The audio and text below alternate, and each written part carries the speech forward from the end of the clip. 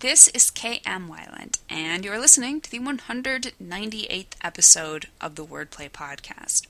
As I'm cruising along with the first draft of my historical fantasy Storming, I had to stop and laugh at the realization that no matter what you're writing and no matter how much you're loving it, the grass is always greener. With my previous projects, most of which were dark and epic in scope, I often found myself leaving the theater after a summer blockbuster and going, why can't I be writing something fun like that? And now that I am writing a fun adventure story, I found myself thinking the other day, too bad this can't be a little more serious. It's a good reminder to keep on trucking with whatever book you're writing, rather than flittering off to visit every new idea. To coin a phrase, love the story you're with. When your character makes the wrong choice. The latest post in the video series on my blog outlines a 3-step plan to keep readers on board with your character even when he's headed down the wrong path. To watch it, visit my website at www.helpingwritersbecomeauthors.com. New videos are posted every Wednesday. And now, I hope you enjoyed this week's podcast, 17 Steps to a Reader-Grabbing Title. Smart readers know better than to judge a book by its cover, or maybe not. But what about judging a book by its title? A book's title is there not just to identify the book, but also to make a statement about what's inside its pages. Readers will gain their first impression of your book from either its cover or its title, and that makes your title one of your most important bits of marketing. No pressure, right? Some authors wait until after finishing the first draft to title the book. Some, like me, need at least a working title before the idea can even begin to gel. Traditionally published authors may not have much say in their book's final title. Independent authors sometimes have too much say.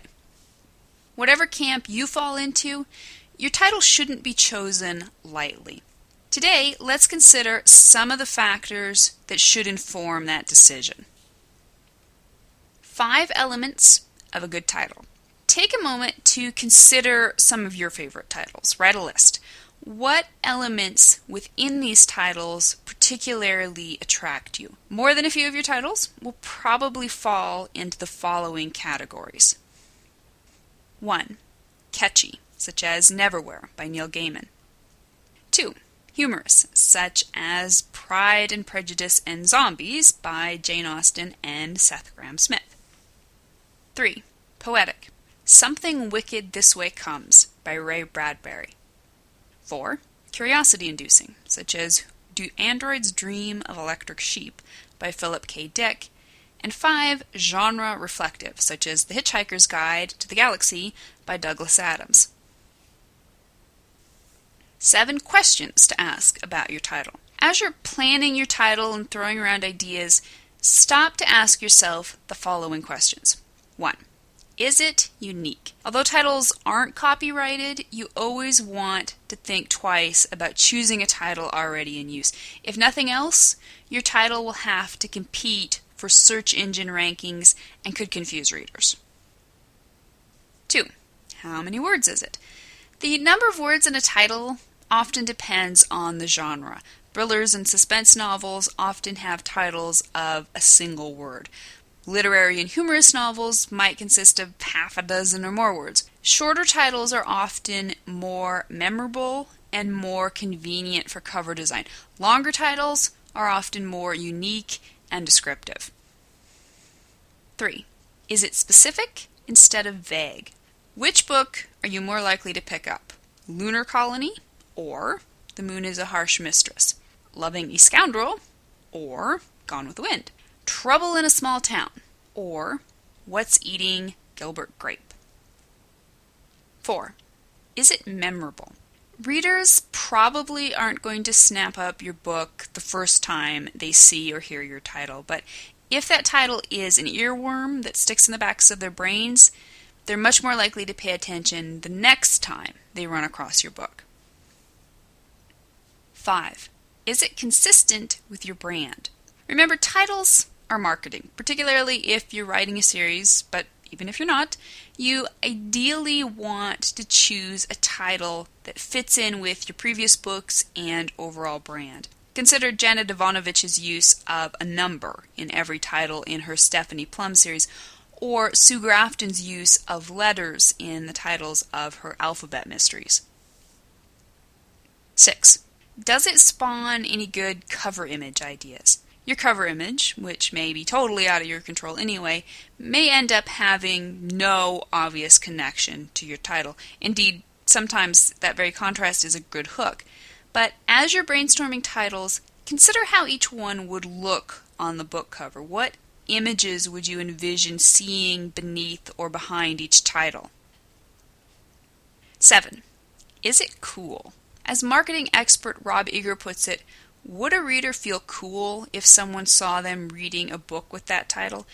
Readers have egos, and titles that people deem offensive or out of date can hinder sales. 5 tips for brainstorming the perfect title. Now that you have an idea of a good title's components, what steps can you take to come up with your own perfect title? 1. Research titles in your genre. Zoom by Amazon and take a look at your genre's bestseller list. What do the top 20 titles have in common? Write down the ones that particularly pop out at you and note the elements that make them attractive. How can you replicate their effect? 2.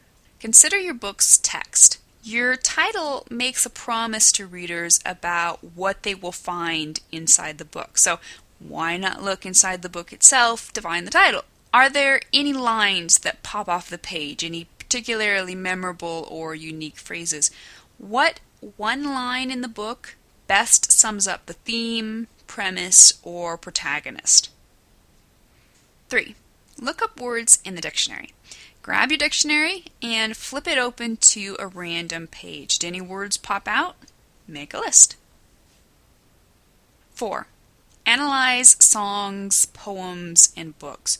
One of my favorite techniques is to pull vivid imagery from songs, poems, and old books. The King James translation of the Bible is particularly full of strong and unique words. Make a list of the best phrases and start playing with them. A little clever wordplay can go a long way toward making your title stand out. 5. Free write. Scribble down every title, word, or combination of words you can think of. I often cover pages in my notebook with various title ideas. Most are dumb, but there's always one that finally pops out as the perfect representation of the book. Titles can be both fun and difficult. Don't feel pressured by their importance, especially early on in the process. You can always change titles later on, but don't discount their importance either. Thank you for listening to the Wordplay Podcast. To read a transcript of this episode, you can visit my website at helpingwritersbecomeauthors.com. And be sure to check back again next week.